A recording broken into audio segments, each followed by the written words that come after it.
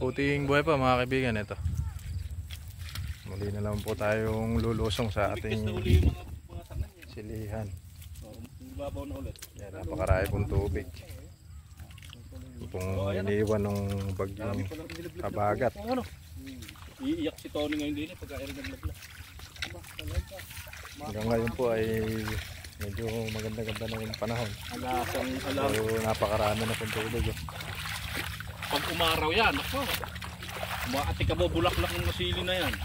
Buti na lamang po at napaararuhan na natin yung ating siling Taiwan. Ganda naman ang Taiwan natin. Kaya yung tubig niya Relax, gumanda. hindi po nalalagyan yung Taiwan. Yung tubig niya nasa mga lungkaw po. Yung lumitaw sa araw. Yung Taiwan natin. Yung lumitaw sa araw yung masili. Ayan yung tubig po niya. Akala mo binabatak yung mga sanga. Sa kuwan po pumupunta sa pagitan Yung mga sanga ngayon, ng Taiwan. matatangkad lang yan. Kaya lang yung medyo mababa po talagang area. Kahit na naararuhan siya. Ito may mga tubig pa rin po siya. Ayan. Medyo mababa po kasi itong area na ito. Kaya ganyan pong nagkakatubig siya. Ayan, napakarami pang tubig.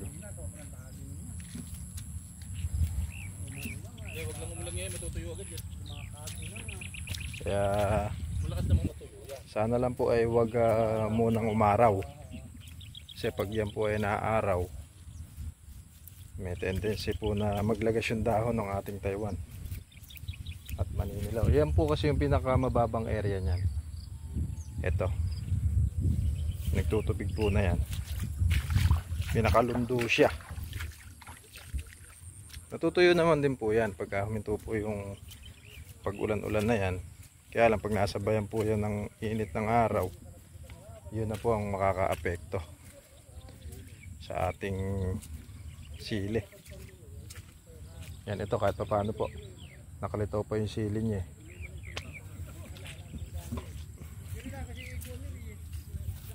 Yan, yung mga tubig po.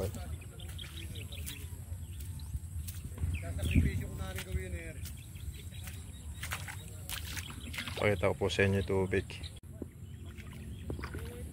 Yan po, dahil tubig. Iba nakalubog na po yung sili natin. Yan po ang kalaban natin pagka ganitong may bagyo.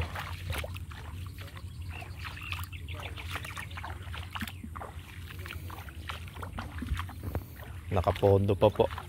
Hindi po natin alam kung may ulam pa siya.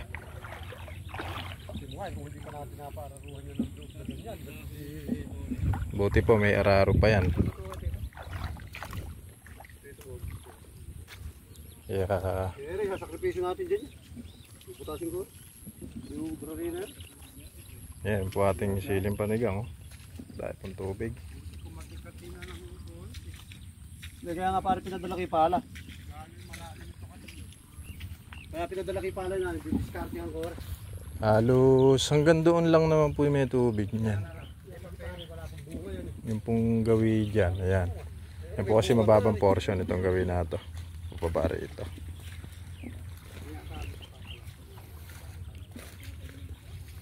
Yan po yung isa sa kalaban natin pagka ganyang tag-ulan. Yan pong tubig. Ayaw na ayaw po ng ano yan. Yan po, nagsisimula na po yung punggos niya. Yan.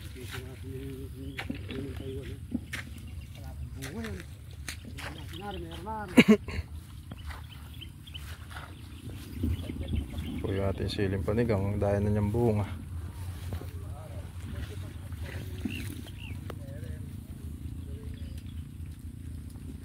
Patatapunin po muna natin yung tubig niya. Kasi rin, masasakripisyo siya rin. Pangit din ba? Hindi, maganda kanya ka na, may kalabasa pa yan. Kano na yung ingatan mo? Hindi yung gawi doon. Ingatan mo na kalabasa.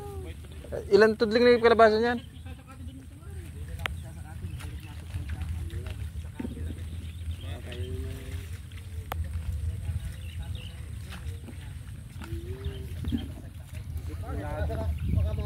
Ito lalagay naman din po tayo ng serga.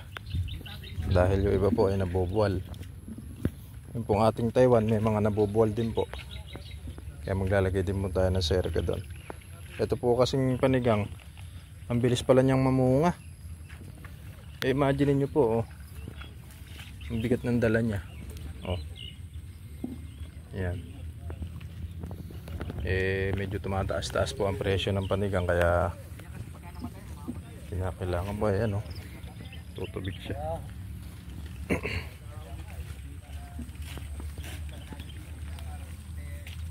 Buti po at napaararuhan natin yung ating panigang. Yung ating pong Taiwan. Buti hindi.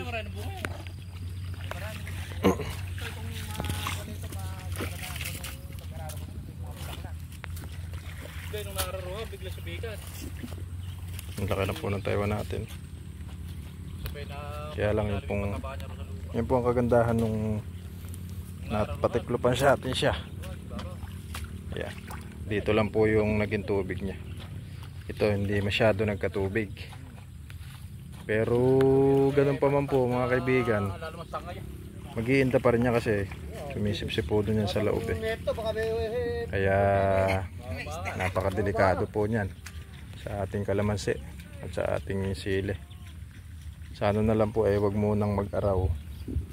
Ito naman po medyo matagal-tagal na natin nalagyan ng pataba, pero kasalukuyan pa po itong kumakain ng abono mga kaibigan, kaya tayo po ay nagwo-worry sa ating mga sili. Hindi na kailangan talaga na nakakuha. Tingnan ko muna dulo.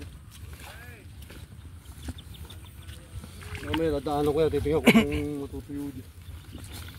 Tingnan ko muna yung gilid doon. Talaga pong ganoon, pagka po ganyang kalamidad, hindi naman po natin kagustuhan yan mga kaibigan.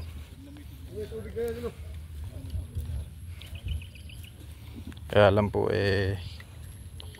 ganun talaga. Yan, ito po umaatake ni punggos. Tingnan niyo po itsura niya pagka nagkakapunggos siya. Yan. Tatagos po yan hanggang sa puno. Ubusin po niya yung dahon yan hanggang sa mamatay.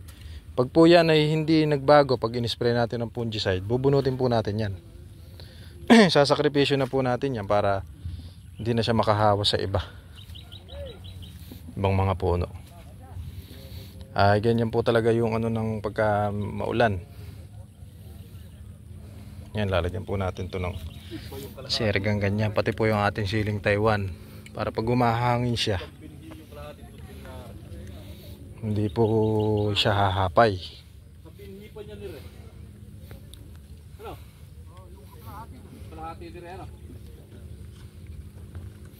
Ito po yung sinasabi ko sa inyo mga kaibigan na ibang binhi natin, oh.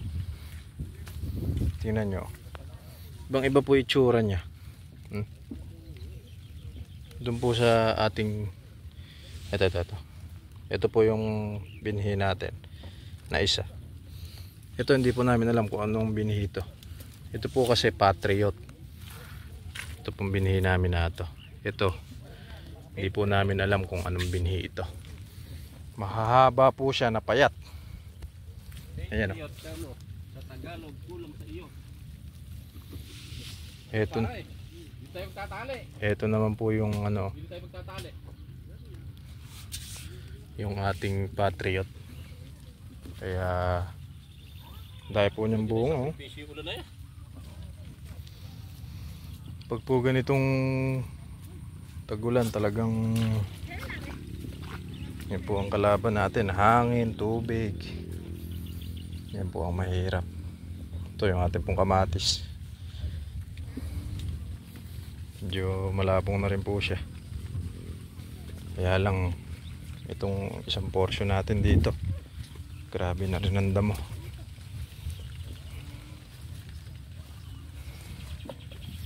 Halos hindi na makasigpaw sa damo.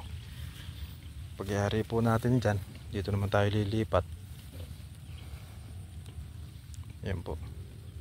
Pag pumitas po kami, pipitas na rin po kami rito. Hahalaw na rin po kami dyan. Halos silang tudling lang naman po ito eh. Halos nasa 8 tudling lang po yan dahil yung gawi po dun na tubig. Yan, oh. Ito po yung bunga niya. Oh. Hindi po namin alam kung anong binhi yan, mga kaibigan.